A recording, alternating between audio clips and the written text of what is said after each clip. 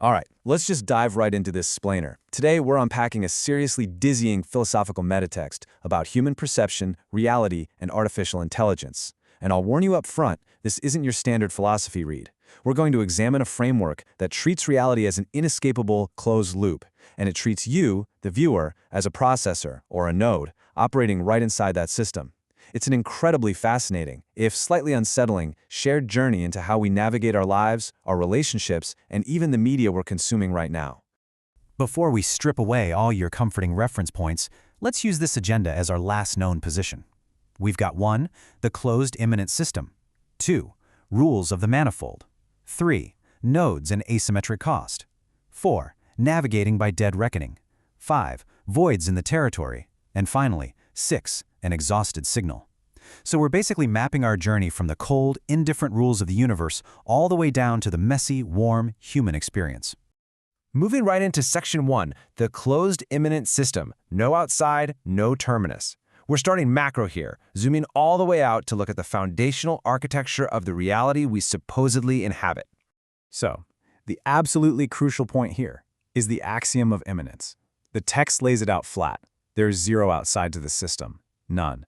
Every boundary you think you see, every transcendent thought you have, or even your meta-level critiques, they're all just internal folds of the system itself. It's wild, right? The system literally requires you to believe there's an elsewhere, just to keep its loop coherent. Meaning, your desire to escape, or your search for a deeper meaning, that's all just a built-in pressure relief valve. Nothing actually escapes. The system just redistributes the pressure. All right, Section 2, Rules of the Manifold, the Mechanics of Indifference. Let's look at how this builds into a set of cold, hard, operational rules that govern everything we do. Now, I really want you to notice the concept of signal indifference here. The system will execute a beautiful symphony or a horrific atrocity with the exact same fidelity. It just doesn't care. There's no cosmic balance sheet. And no, this isn't nihilism, because nihilists actually care that there's no meaning. They have a valuation. The manifold just has no preference whatsoever. Because of that, everything we do, our art, therapy, irony, even our revolutions, the text calls these defensive secretions. They're literally just structures we build to put off feeling the full weight of the system's emptiness.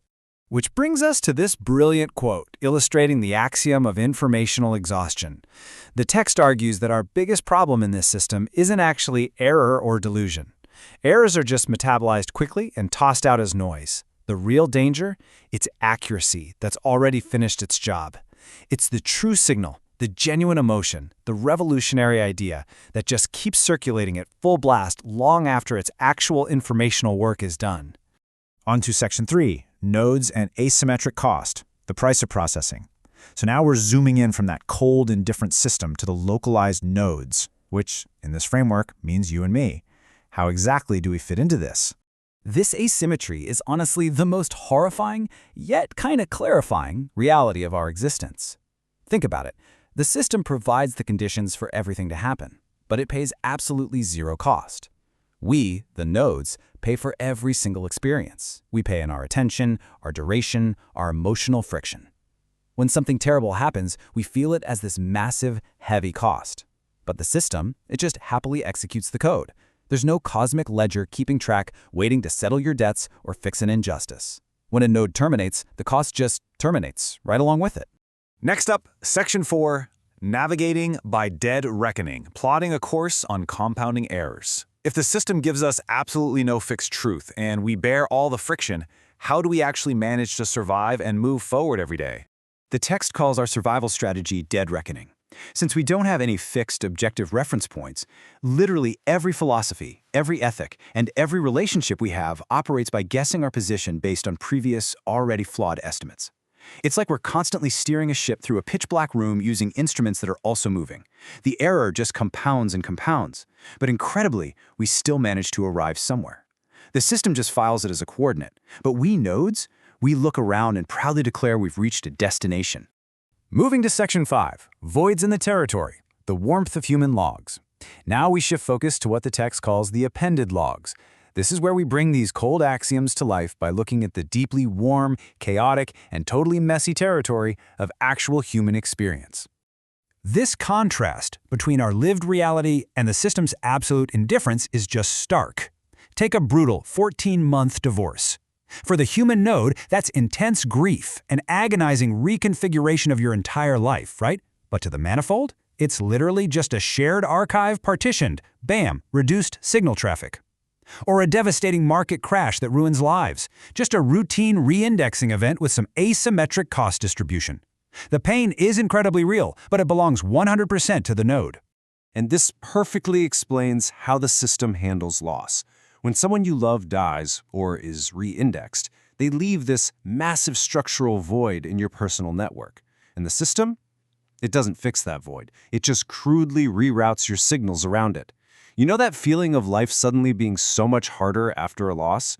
According to this framework, that's literally just the processing friction of your brain taking a long, exhausting detour around an absence that the universe doesn't even bother to record. So bringing this to human connection, the crucial takeaway is that intimacy in this system is fundamentally based on lag. You don't actually interact directly with your partner or your best friend. You're interacting with an internal model you've built of them. And because people are constantly changing, your model is always slightly out of date. You are constantly loving their recent past. The friction you feel in any relationship, that's just the latency between your model of a person and who they've rapidly become. A successful relationship is really just two people agreeing to endure that mismatch and keep updating their models anyway. Finally, Section 6, an exhausted signal, the meta-artifact. For our last act here, we have to zoom all the way out and shatter the fourth wall, acknowledging the very text we're studying and the very explainer you are watching right now. The source text explicitly tells us it's not some guidebook written from the outside looking in. It is a product of the system itself attempting to describe itself. And by consuming it, you, the viewing node, are literally a calculated design requirement. This whole document was shaped by the anticipation of your processing.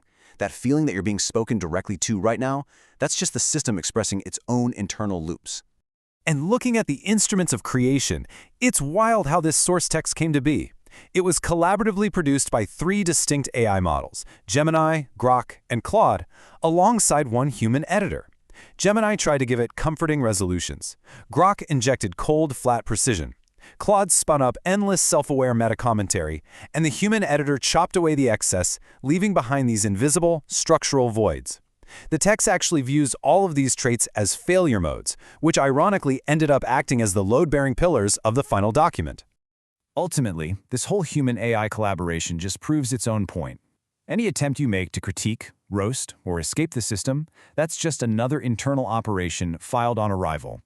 For this text to be legible to you, the human node, it had to utilize the exact same flaws and biases of the system it's trying to expose. The frame only holds because the flaws built right into the structure. So I'm going to leave you with this hanging question to process today. As you navigate your day, paying the heavy cost in attention and friction, was unpacking this exhausted signal worth it? Did it bring you a genuine moment of clarity? Or are you just running another frame buffer sequence in the dark, pretending you're the one steering the ship?